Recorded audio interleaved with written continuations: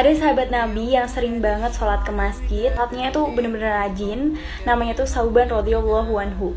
Beliau ketika sholat di masjid tuh pasti selalu memilih posisi yang ada di pojok dengan alasan beliau tuh tidak mau diganggu dalam hal ibadah gitu. Pada suatu ketika beliau tuh tidak datang ke masjid dan Rasulullah tuh mencari beliau gitu. Dan Rasulullah tuh tanya ke jamaah yang lain, tapi ternyata mereka juga pada nggak tahu si Sauban ini tuh kemana. Sampai akhirnya Nabi tuh menunggu sampai Sauban tuh datang, karena biasanya orang ini pergi ke masjid.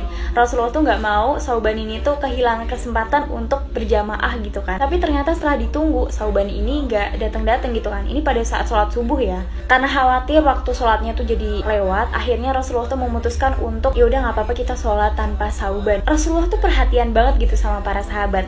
Jadi pada saat itu Rasulullah tuh setelah selesai sholat mengajak para sahabat untuk yuk kita jengukin yuk ke rumahnya Sauban gitu. Ada apa sih, apa yang terjadi gitu, kenapa dia nggak sholat subuh berjamaah di masjid. Dan setelah ditelusuri ternyata jarak rumah dari Sauban ke masjid Rasulullah itu tuh 3 jam perjalanan. Masya Allah. Dan setelah Rasulullah tuh sampai di rumahnya Sauban, istrinya tuh mengatakan bahwa ternyata Sauban ini telah wafat atau meninggal dunia. Dan Rasul pun bertanya gitu, apa dia mengatakan sesuatu sebelum dia meninggal? Istrinya pun menjawab, saya rasa tidak ada yang istimewa ya Rasulullah dari apa yang dia katakan, kecuali ada 3 kata yang saya nggak ngerti maksudnya tuh apa. Dalam sakaratul mautnya beliau mengatakan, yang pertama, kenapa tidak lebih jauh lagi? Yang kedua, kenapa bukan yang baru? Ketiga, kenapa tidak semuanya saja? Otomatis orang bingung kalau misalkan nggak tahu gitu. Tapi ternyata Rasulullah tuh tersenyum karena dapat kabar dari langit. Kenapa tidak lebih jauh lagi? Dia mengatakan seperti itu karena sebelum meninggal ditampakkan semua amalnya. Nampak bahwa amal ke masjid itu semakin banyak ketika masjidnya tuh jaraknya semakin jauh dari rumah kan. Dan Sauban ini tuh menginginkan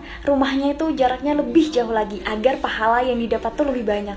Masya Allah. Yang kedua, suatu ketika beliau berjalan, pada saat itu sedang terjadi musim dingin. Beliau memakai mantel yang baru di dalam dan mantel yang usang di luarnya. Lalu ada orang kedinginan dan akhirnya Sauban ini tuh memberikan mantelnya yang ada di luar. Dan pada saat ditambahkan amalnya yang itu, Sauban itu tuh menyesal karena hanya memberikan baju bagian luar yang saat itu tuh adalah baju yang usang gitu. Kalau beliau tahu amalnya ternyata sebesar itu, beliau akan memberikan yang baju yang baru gitu.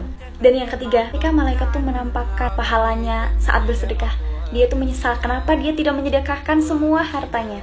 Masya Allah, ternyata orang yang sangat pandai beribadah, sangat rajin beribadah, dia tidak puas dengan apa yang dia capai selama ini, apa yang dia lakukan selama ini, karena dia merasa kurang, karena dia selalu ingin melakukan yang totalitas gitu. Sangat menyesal ketika dia tidak bisa melakukan hal yang totalitas.